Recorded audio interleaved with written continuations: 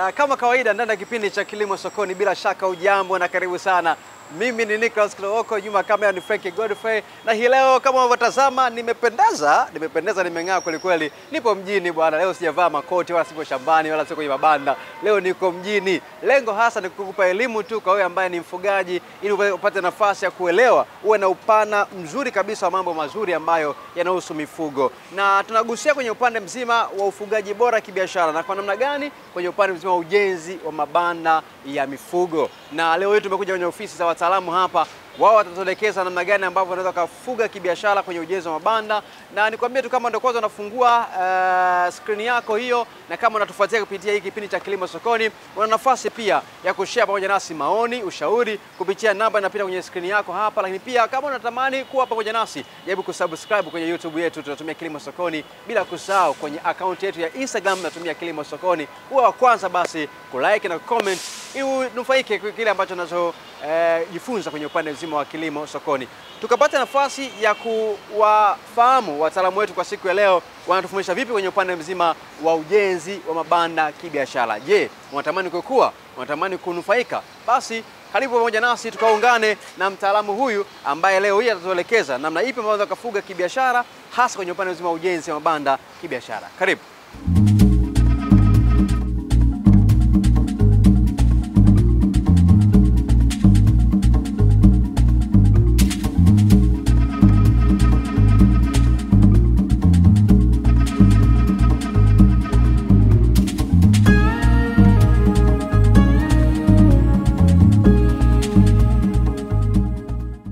Mimi naitwa Richard Gaudensi Silo.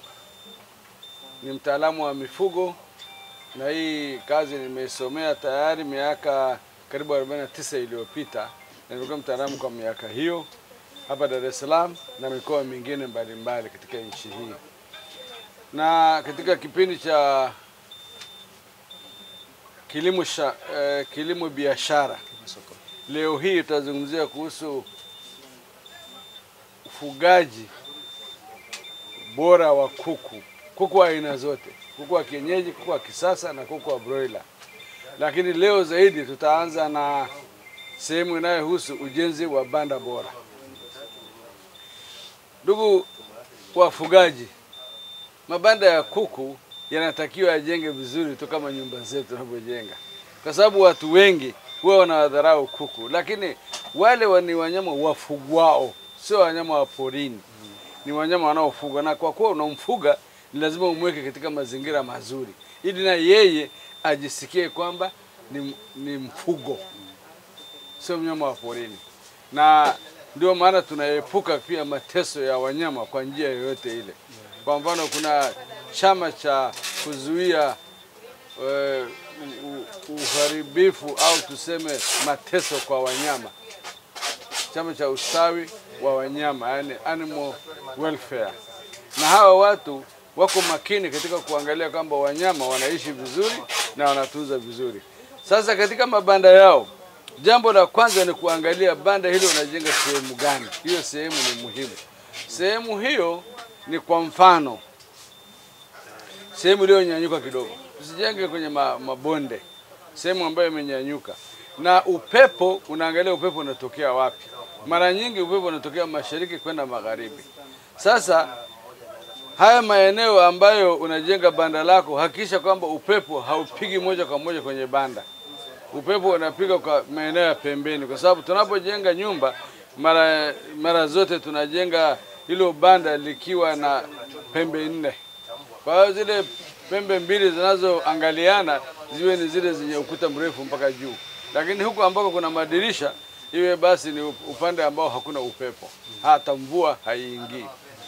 Kwa hiyo unachagua eneo, na ni vizuri kumhusisha mtaalamu wa mifugo kuliko kujijengea tu kama una eneo la kutosha. Eneo hili litajengwa kutokana na wingi wa kuku unaotaka kuwafuga. Kama unataka kufuga kuku wa kienyeji, walau wanatakiwa kuku 6 mpaka 7 kwa mita 1 ya mraba humo ndani.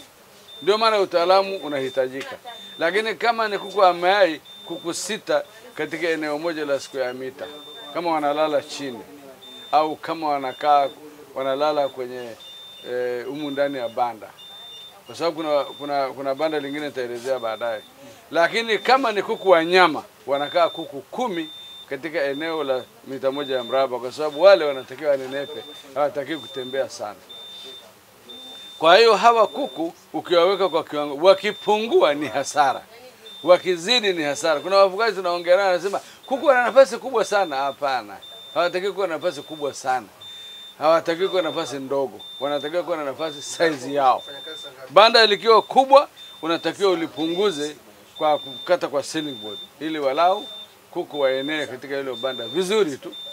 Kwa hiyo huku banda unalijenga, kwa mara nyingi tunashauri matofali au mabanzi, lakini liende juu futi 7. Urefu wa kwenda juu ni futi 7, ili hata wewe ukiingia mle ndani uweze kusimama na kuwe na hewa ya kutosha. Sasa banda hilo linajengwa mpaka, kama ni matofali ni kozi 4 za matofali ndio mwisho wa banda kwa upande wa urefu. Yani urefu kuna upana na urefu. Upande wa upana inaenda juu kabisa mpaka mwisho wa bati, yani kule ambako ni ukuta mzima moja kwa moja bila hewa. Ukifika sehemu ya hiyo niliyosema ya kozi 4, unaweka waya sasa kuanzia pale, ili kuku apate hewa, na hewa ni pande zote mbili, upande ule wa mbele na wa nyuma, hewa iwepo. Sasa wafugaji wengi wanakuambia kwamba wezi sio, lakini sisi hatushughuliki na wezi. Wezi sio mifugo. Sisi tunazungumza habari ya mifugo. Kama kuna wezi, fuga mbwa, ili banda lako lisikaribiwe na hao wezi wanaowaogopa, au weka askari wa bunduki, kwa sababu ile ni biashara. Ili kuku waweze kuishi vizuri. Na huwezi kumzuia binadamu mwizi kwa kuweka ukuta tu. Ataubomoa, ataufanya chochote, au atapitia mbele, atawatoa. Cha msingi ni ulinzi katika mabanda. Sasa katika ukishafikia hapo mahali ambapo ni futi 7 kwenda juu, pale sasa unaweka paa. Paa hili mara nyingi tangu zamani tulikuwa tunajenga paa kwa kulaza. Haya mapaa ya kulaza siku hizi hayafai. Sisi huwa tunasoma kila wakati na tunaenda na alama za nyakati. Huwa hatuishi kwa mazoea. Na naomba sana wafugaji na wananchi wote tuache kuishi kwa mazoea. Tuishi kwa alama za nyakati. Dunia inabadilika kila leo. Sayansi inabadilika kila leo. Sayansi sio jiografia. Sayansi ni mabadiliko. Sasa tumekuja kugundua kwamba haya mapaa ambayo yanamelazwa yanaua kuku wengi sana, kwa sababu kuna gesi inaitwa ammonia. Gesi ile inatokana na kinyesi cha kuku, kiko huku chini. Kuku anakunya, kuku anapokunya ni pamoja na mkojo hapo hapo. Yani kuku anakunya na kukojoa hapo hapo. Kwa hiyo gesi inatokana na uric acid. Ikipanda juu inagonga bati, inarudi chini. Ikirudi chini inaua kuku. Hiyo gesi ni sumu. Ammonia ni sumu na ina harufu kali. Ndio maana mabanda mengi ukienda unakuta harufu kali kweli kweli. Ile ni gesi inaitwa ammonia. Kwa hiyo ili kuepuka ile gesi, unajenga banda ambalo na mgongo wa tembo. Mgongo wa tembo nafikiri unaeleweka, kama hizi nyumba zetu tunazoishi. Lakini kule juu sasa unaweka wavu katika eneo ambalo unapojenga hewa ile itatokea. Usijenge bati moja kwa moja, lazima tuweke wavu. Kwa hiyo maana mabati yanapishana kidogo ili kuwe na sehemu ya kutolea hiyo hewa. Hiyo hewa ni nyepesi sana, haiwezi kutokea pembeni. Carbon dioxide ni hewa chafu, lakini inatokea pembeni. Lakini hii ammonia inatokea juu, ni nyepesi mno, na inaweza kukuua hata wewe ukifanya mchezo. Ukiingia mle ndani ukakuta imepamba moto, unakufa na una faint. Kwa hiyo sio vitu vya kuchezea. Hiyo inaitwa ammonia. Kwa hiyo wale ambao mabanda yamelazwa, wanapeleka kuku kwa mtaalamu. Mtaalamu anapasua, amekufa kuku 5, 10, 20. Anapasua, haoni kitu. Lakini mfugaji anasema, "Daktari, wanakufa tu, wanakufa." Sasa mtaalamu haoni ugonjwa. Anaandika kitu kinaitwa NAD, no any diagnosis. Sasa huyu mtu unafikiri atakuamini, hawezi kumwamini yule mtaalamu. Lakini mtaalamu naye hajagundua, kwa sababu hiyo hewa inaua tu bila dalili yoyote. Kwa hiyo kitu cha msingi sasa ni kwa upande wa daktari, yeye atakuandikia vitamin na antibiotic fulani ili uondoke pale umefurahi. Lakini hiyo sio tiba. Sasa tiba ni ile gesi iondoke mle ndani, itoke. Na kufanya usafi, lakini usafi wa banda la kuku sio mara kwa mara. Ni mara chache sana. Utashauriwa na daktari. Sio kila siku unafagia banda, hapana. Haitakiwi hivyo. Kwa hiyo banda likishakamilika sasa na kule paa umelipiga vizuri, hapo nasisitiza ushauri wa wataalamu. Na hawa wataalamu wa mifugo wamesomea hiyo kazi, wanajua. Na kila mwaka tunaenda kwenye mkutano wa wataalamu wa mifugo ili kupata kozi mpya. Na hizo kozi zinatusaidia sisi kuwa endelevu. Yaani mtu asikuambie kama mimi hapa mtaalamu wa siku nyingi. Kule kuwa mtaalamu wa siku nyingi haimaanishi mimi ni mtaalamu mzuri. Ni yule mtaalamu anayesoma. Kila siku kuna vitu anagundua, anafanya utafiti, lakini pia anasoma journals mbalimbali za watu mbalimbali duniani. Na anakwenda kwenye semina mbalimbali za mifugo. Sisi tunafundisha pia mpaka leo. Mwaka jana niliattend semina nyingine Arusha kwa muda siku 3. Na tulifundisha vitu vingi tu vya kisasa. Kwamba sasa mabadiliko ni haya na haya na haya, na tunakwenda nayo. Kwa hiyo hilo banda huko juu umeshapiga bati lake, na huko pembeni limekaa wavu. Ule wavu unaitwa chicken wire. Unaingiza hewa tu. Hakikisha mnyama haingii. Tuseme popo, wanyama kama hawa panya, nyoka haingii. Hiyo wire uzuie kabisa hivyo wanyama wengine. Basi kwa hiyo banda lilikuwa limekamilika. Likishakamilika unafanya usafi. Sakafu chini ni sakafu ambayo ni laini tu. Hii ya kawaida, unaweka sakafu ya kawaida. Na sio zege tu moja kwa moja, kwa sababu hata kudeki itakuwa shida. Ikishanyoka, na sio lazima iwe kubwa nene sana, kwa sababu ni kuku. Kuku hana uzito mkubwa. Basi baada ya hapo unatayarisha vifaa vya kunywea maji, vifaa vya kulia chakula, na visimame kwenye mistari. Na viweka kwenye mstari ulionyooka. Mstari wa maji, mstari wa chakula. Usiweke zigzaga. Na hii ni kwa sababu kuku moja container moja ya chakula au ya maji inahudumia kuku 23. Kwa hiyo lazima uangalie kwamba kama kuku wako 100 unaweka walau vitano vile, 5, yani ya maji 5, ya chakula 5. Sasa na banda lako liwe limeshapimwa mita ngapi kwa ngapi, kufuatana na mahitaji yako ya mifugo unayotaka kufuga au nafasi yako ambayo inapatikana pale. Lazima uwe na malengo. Usifanye kazi ya ufugaji bila malengo. Na hii ndio maana sisi wengi tunafeli huku kwetu, kwa sababu hatuna malengo. Biashara yoyote hapa duniani lazima iwe na malengo. Ukishapata wazo, malengo unayatekeleza, ukishatekeleza unapanua kidogo kidogo. Sasa banda hili nilisema inaweza kuwa ni mita 7 kwa mita 15 urefu na upana. Kwa hiyo unazidisha, alafu unaangalia kama ni kuku wa nyama utafuga kuku 10 kila siku ya mita 1. Lakini kama ni kuku wa mayai, kuku 6.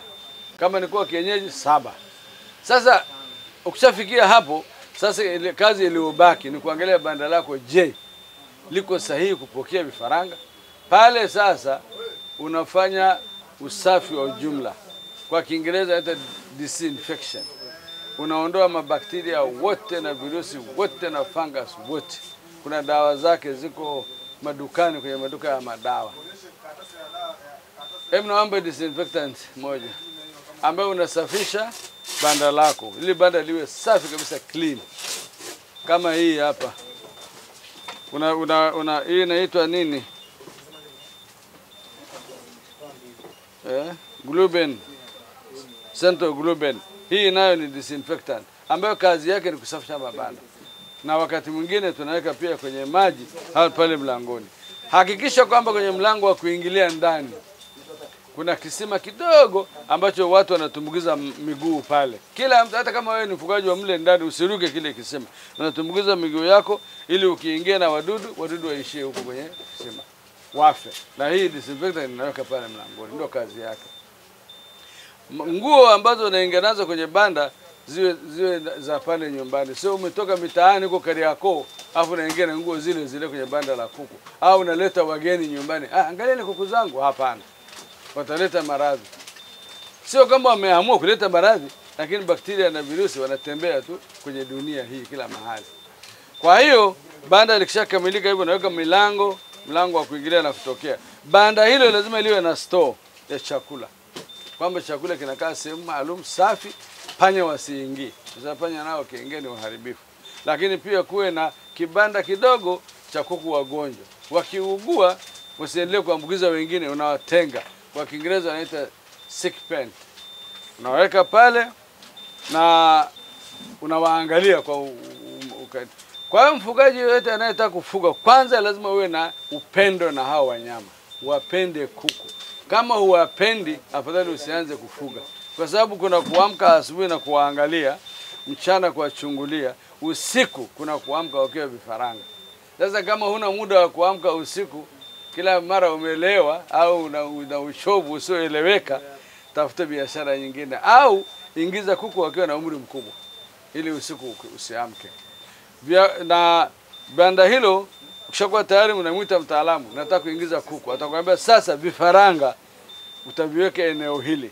Utaratibu atakao kuelezea kwamba unaziba makona ili vifaranga wasibarane kwenye kona. Unaweka taa za umeme huku juu za watt fulani ambazo zinaleta joto wakati fulani. Na zitakapoleta joto, wakati mwingine joto linahitajika degree 32, 30, 40, inashushwa kutokana na jinsi balbu ilivyo, kwamba unapandisha juu, unapandisha ili joto litoshe kuku kwa kiwango fulani. Vifaranga watakapoingia, wewe utakuwa umeridhika kwamba vifaranga hawa ni wa size ya nyumba hii. Watakapokuwa watakuwa 6 katika kila square meter moja, au watakuwa 7 au watakuwa 10. Na lengo hapa ni kuhakikisha kwamba banda linabeba vifaranga, yani kuku ambao wanatakiwa tangu wakiwa vifaranga. Na ukiona kwamba unahitaji kufuga kuku mara kwa mara, unajenga banda la pili ili hawa wanapotaka kwisha kuwe na bachi nyingine na bachi nyingine. Hii ndio namna ya kutunza soko. Kwamba sasa banda hili unaweza kaweka vitu vinaitwa cages. Kwa Kiingereza mimi sijui cages zinaitwa nini. Cages ni nyumba ndani ya hiyo nyumba. Ni unaweka sasa sijui ni waya ambazo zinapandishwa kwa ajili ya kuweka kuku. Unaweza kuweka watatu au wawili katika kila cage moja. Na hizo cages sasa unaongeza, kama ulikuwa unafuga kuku 500 hapa chini, unaweza kufuga 1000 kwenye hizo cages kwenye banda hilo. Kwa hiyo unaongeza uwezekano wa kuongeza idadi ya kuku kwenye banda hilo. Hizo cages zinauzwa, ni bei. Lakini ndio uwekezaji, kwa sababu unapotaka kuwa mwekezaji lazima ukubali kununua kwanza, au baadaye sasa unawekeza. Kwa hiyo njia nyingine ni huku ukutani pembeni. Unaweza ukaweka ngazi fulani ambazo tunaweza kukudesignia ili kuongeza idadi ya kuku katika banda hilo moja. Kwa hiyo siku hizi tusinganganie utaratibu wa aina moja kwamba hili banda langu kuku wangu anakaa chini na hapana. Kuna namna nyingi ya kuongeza idadi ya kuku katika banda moja. Ndio utaalamu tunaousomea. Na ndio maana nasema kwamba wataalamu wetu wanatakiwa kusoma. Hawatakiwi kurelax, kupumzika. Kuangalia watu wengine wanafanyaje kwenye nchi zingine na katika mikoa mingine. Na sisi wote wataalamu wa mifugo wamesajiliwa. Kwanza wamesoma darasani, lakini wamesajiliwa. Kwamba kusajiliwa ni kwamba umefaulu mitihani mingine ya usajili. Kwa mfano mimi hapa naitwa Richard Silo. Usajili wangu ni namba 5. Na nina cheti kabisa, na hata wataalamu wote wana vyeti vyao. Sasa unapotaka kufanya kazi vizuri na wataalamu, lazima uhakikishe kwamba ana cheti chake. Usichukulie vitu kirahisi tu. Mambo baadaye usiokapata matatizo na baadaye akakukimbia. Na siku hizi kuna bishoka vingi tu pia. Sasa hivi bishoka ni lazima kuviondoa kwa njia, sababu biashara ni ya kwako. Usitafute hasara. Kwa hiyo mabanda haya tukiyajenga vizuri kwa njia ambayo huyu kuku uliyemweka mle, kama ni wa mayai, atataga mayai yanayotakiwa na unajenga sehemu ya kutagia mayai. Kama ni wanyama, atafikia uzito wa kilo moja mle ndani akiwa na hizo kilo, na wote wakue kwa pamoja. Kwa ujenzi wa banda bora ni kitu muhimu kabla hujaanza kufuga. Na nawasihi sana kwamba unapotaka kufanya biashara, biashara sio kitu cha kulazimisha, na wala sio kwa mfano kuku wa kienyeji wanafugwa, wanaondoka asubuhi wanarudi jioni, alafu unaita wa kwako kwa sababu gani? Wakati hujui hata anachokula, hujui anakoishi, hawajui dawa ya minyoo, wala hujui kama wanakunywa maji, wanakula michicha ya watu huko barabarani na nini na nini. Kwa hiyo hakikisha unawafuga vizuri na unawapenda ili upate matunda yako. Kuku wa kienyeji wana faida kubwa sana. Siku nyingine tutaongelea ufugaji wa kuku wa kienyeji, jinsi walivyo na faida kama hawa wa kisasa. Kwa hiyo hakuna kuku wa kudharauliwa. Wanyama wote hawa Mungu aliwaumba kwa ajili yetu sisi. Kwa hiyo nawasihi sana wafugaji ambao wanatutegemea ufugaji katika maisha yao, au hata kama ni upendo tu, yani part time job, lakini hakikisha kwamba unafuga vizuri. Anza na banda. Vipindi vinavyofuata tutaelezea sasa kwa mfano mambo gani yanahitajika. Kwa mfano ukishaweka vifaranga unatakiwa ufanyeje utunzaji wa vifaranga. Lakini kuna chanjo, kuna mambo mengine chungu nzima tu ambayo yanahitaji kufuatiliwa. Ukishafanya hivyo, yani unafuga kwa amani, kwa furaha, na matunda yanaonekana. Utajiri wa kweli uko kwenye mifugo, na watu wanaofuga wanatajirika. Mimi nimeona wengi tu katika miaka yangu hii ya utaalamu, na mimi pia ni mfugaji. Kwa hiyo kwa sasa hivi nimesema nafanya kazi Madunga Betagro Center kama mtaalamu wa mifugo, na tuko wengi tu hapa na wengine wanaendelea na ofisi zingine zipo. Kazi yetu hasa ni kutoa ushauri, kazi yetu hasa ni kukinga maradhi, kazi yetu hasa ni kutibu ikishindikana kukinga maradhi, lakini kazi kubwa ni kukinga maradhi ili wanyama wakue vizuri. Wakishaugua hata ukuaji unakuwa mdogo. Umezungumzia swala zima la kuhakikisha kwamba matunzo ya kuku yanakuwa imara. Umezungumzia kwenye upande mzima wa namna ya kutunza na vifaranga kulingana na banda ambalo ulikuwa nalo. Kwa sasa tumezungumzia kwenye upande mzima wa mazingira tuliokuwa nayo hasa haya ya mjini. Tunawezaje kujenga banda ambalo litakuwa linakidhi yale mahitaji ambayo ya msingi kwa upande wa mifugo yetu? Kwa mjini kabisa Kariakoo sio rahisi. Labda ujenge gorofani kule juu. Na tutaweza kujenga tu. Lakini kwa mjini kama Changanyikeni, kama Kitunda kule watu wanafuga. Na watu wana maeneo kama robo eka. Tenga eneo pale, tunajenga banda zuri kabisa. Lakini nimesema kwamba banda linaweza kuwa dogo leo, lakini kwa teknolojia tulionayo unafuga kuku wengi na hawafi kwa ajili ya nafasi. Yaani ndio kazi yetu kuhakikisha kwamba nafasi ndogo ya mjini inatumika vizuri kuzalisha hela. Na kwa hakika watu waliofanya hivyo ni wengi tu. Ila tu usilete shida kwa watu kwa ile harufu. Kama nilivyosema ile harufu inaleta na amonia. Wala sio na kuku. Ni amonia ambayo ni kinyesi. Sasa kile kinyesi lazima sio kwamba ni kiondoke, lakini lazima ile hewa itokee kule juu. Kwa sababu ukiweka ile hifadhi hapo chini inaitwa lita, yani maganda ya randa na nini, yanatakiwa kae hapo mpaka kuku na watoa. Kama ni kuku wa mayai mpaka wala miezi 6 ndio wanaviondoa vile. Sio kicha kuondoa kila siku. Kwa hiyo usafi ni kitu muhimu. Lakini vile vile ukiweka hizi cages, hakuna tena kufagia. Na kinyesi unakitoa kwenye tray. Unavuta tu tray unaenda kumwaga mahali fulani hivi ambao umetayarisha, na hicho kinyesi kinakuwa mbolea kwenye mazao. Na unaweza ukaweka pengine sakafu hii ya wengine wanaweka tiles, wengine wanaweka cement. Kwenye mifugo unaweza ukatumia hiyo. Cement ndio inayotumika, sio tiles. Kuna wengine wanaweka tiles, alafu wengine wanaweka cement, alafu wengine wanaweka rafu ile kabisa. Ile rafu kwenye kuku sio nzuri sana. Ile rafu ni kwenye ng'ombe. Kwenye kuku inatakiwa smooth, lakini cement ndogo tu ya kawaida ambayo sio nzito kama ile ya watu au ya wanyama wengine. Lakini ukiweka ile smooth ile ambayo ni laini ni nzuri, kwa sababu hata wakati wa kusafisha ukiwatoa kuku unafanya unadeki vizuri, kuku ukutani unapiga nani vizuri, unasafisha vizuri, unaweka disinfectant, unaweka kuku wengine.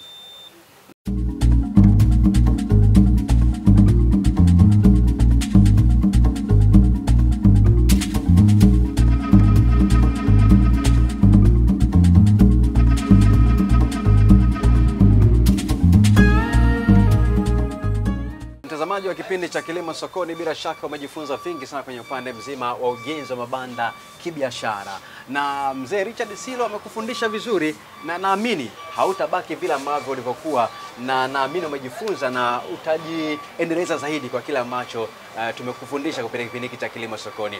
Mimi ni Nicholas Kilowoko. Shukrani sana kwa Frank Godfrey ambaye amehakikisha kwamba picha inakaa vizuri kabisa. Na pia nikwambia wakati mwingine tena tutapata wasaa mzuri wa kujifunza kwenye upande mzima wa namna gani unaweza kaanzisha kifaranga chako mpaka kufika hatua ya uuzaji na ukanufaika kile ambacho unakifuga. Lakini kama una ushauri, una maoni, namba inapita chini ya skrini yako hapa. Uwe wa kwanza kutufuatilia hapo, lakini usisahau kutembea mitandao yetu ya kijamii kupitia Kilimo Sokoni kwenye Instagram na kwenye YouTube namna hiyo hiyo, ili upate nafasi ya kujifunza na uwe bora zaidi. Mpaka wakati mwingine tena, kwa sasa nakomea hapa. Sina ziada tena. Kwa heri, bye.